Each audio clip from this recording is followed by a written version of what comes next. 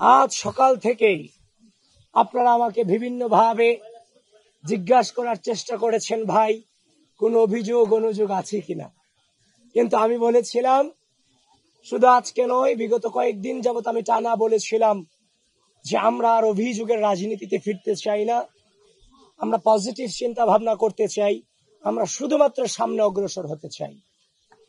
আমরা ভেবেছিলাম গণঅভ্যুত্থান পরবর্তী সময়ে এই ঢাকা বিশ্ববিদ্যালয়ের মাটি থেকে যেমন ভাবে ফ্যাসিস্টকে বিতাড়িত করা হয়েছে, রাজনৈতিক অপসংস্কৃতিকে বিতাড়িত করা হয়েছে, ঠিক একইভাবে এই ঢাকা বিশ্ববিদ্যালয়ের মাটি থেকে গোটা বাংলাদেশ ব্যাপী রাজনৈতিক সুন্দর সংস্কৃতিকে উপহার দিব এই ডাকসু নির্বাচনের মধ্য দিয়ে। আপনারা দেখেছেন সকাল থেকেই, গতকালকে আমি আপনাদেরকে জানিয়েছি যে আমার উপর, আমার সকল কর্মকাণ্ডের উপর অনলাইনে সাইবার অ্যাটাক হচ্ছে, সংবাদ সম্মেলন করেছিলাম। ঠিক একইভাবে আজকে সকাল থেকে আবারও অপপ্রচার করা হয়েছে আমার এগেনস্টে।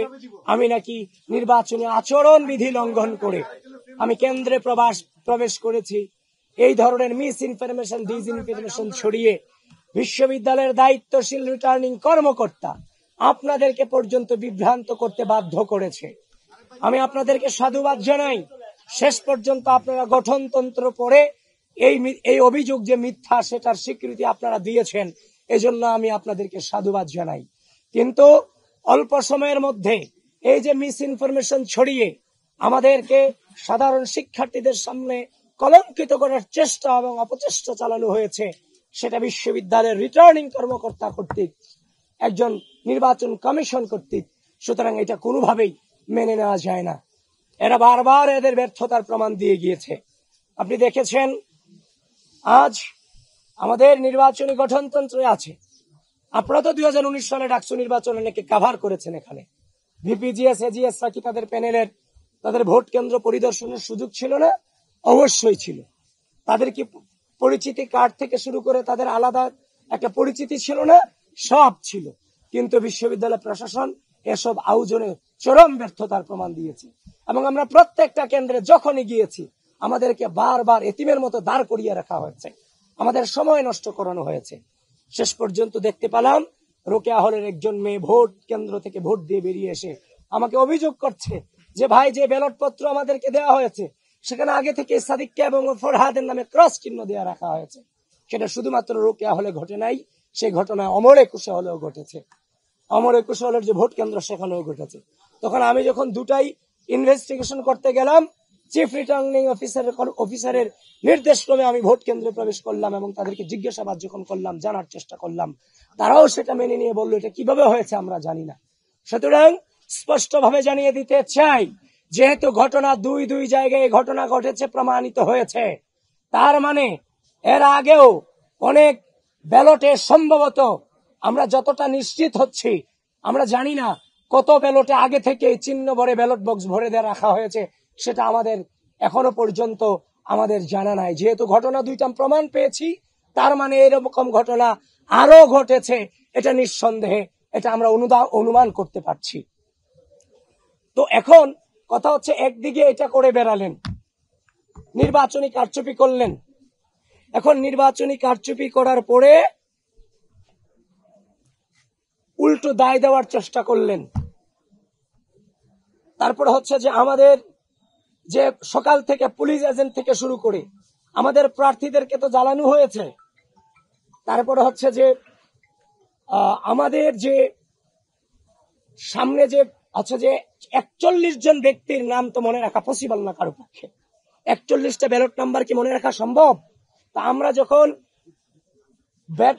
ভোট কেন্দ্রের 100 মিটার দূরত্ব থেকে যখন আমরা আমাদের যখন ব্যালট নম্বর গুলো দিচ্ছিলাম, এগুলো সকালে প্রত্যেকটা কেন্দ্রে কেন্দ্রে আমাদেরকে বাধা প্রদান করা হয়েছে, যেটা কোনোভাবেই মেনে নেওয়ার মতো নয়।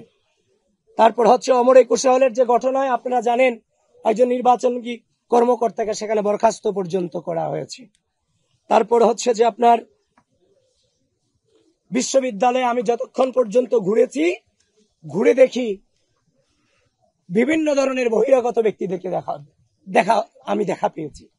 আমি আশ্চর্য হচ্ছি। কেউ বলছে কুড়িগ্রাম থেকে এসেছে, কেউ বলছে যে আমি এই এলাকার নেতা। আমি দেখেছি জামাতের অনেক নেতা পাশের নামে এই ঢাকা বিশ্ববিদ্যালয় আজকে সারাদিন ঘুরে বেরিয়েছে। তাহলে এই যে ঢাকা বিশ্ববিদ্যালয়ের ভিসি এবং প্রক্টর আমাদের পুলিং এজেন্ট দিতে গিয়ে আপনারা আমাদের সাথে নানান ধরনের প্রতারণা করেছেন। সেখানে নিরাপত্তা পাস নামে ঢাকা বিশ্ববিদ্যালয়ের বাইরে থেকে জামাত শিবিরের নেতা কর্মীদেরকে আপনারা ক্যাম্পাসে ঠাঁই দিয়েছেন। এটা কোনোভাবেই বরদাস্ত করার মতো ম্যাটার নয়। তারপর আমরা আরো দেখেছি এবং প্রমাণ আছে আমাদের কাছে, সেই ছেলেটাও আমাদের কাছেই আছে। এমন কয়েকটা অভিযোগ আমরা পেয়েছি, সেন্ট্রাল ব্যালট 2টা করে দেওয়া হয়েছে এবং অনেকে 2টা জায়গায় জমা দিয়ে আসছে এখানে। এবং আমরা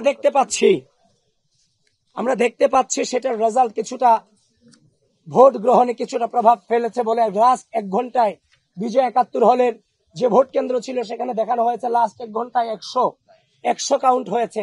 কিন্তু এখানে যারা অবস্থান করেছে তারা আমাদেরকে নিশ্চিত করেছে লাস্ট 1 ঘন্টায় 100 জন স্টুডেন্ট আসেনি এখানে বিজয় 71 হলের যে ভোট কেন্দ্র ছিল। তারপর হচ্ছে যে আমরা এখনো পর্যন্ত বিশ্ববিদ্যালয় প্রশাসনের কাছে 12টা অভিযোগপত্র জমা দিয়েছি, লিখিত অভিযোগ আমরা জমা দিয়েছি।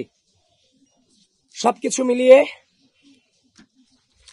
আমরা যে নির্বাচন আশা করেছিলাম যে আমরা কোনো প্রশ্ন রাখতে চাই না, আমরা সেই নির্বাচনের কাছ থেকে আমরা সেই শুরুতেই গণ-অভ্যুত্থান পরবর্তী যে গণতান্ত্রিক চেতনা, সেই চেতনাকে ব্যাহত করা হয়েছে।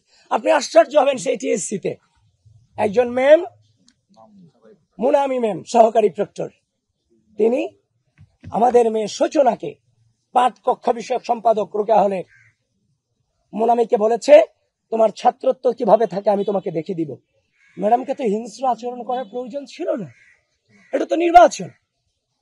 সে তার শুধুমাত্র আপনার হচ্ছে যে আমাদের যে ব্যালট নম্বরগুলো বিতরণ করার কারণে তাকে ছাত্রত্ব নিয়ে নেওয়ার হুমকি তিনি দিয়েছেন এবং খুব বাজে বিহেভ আমাদের সাথে করেছেন।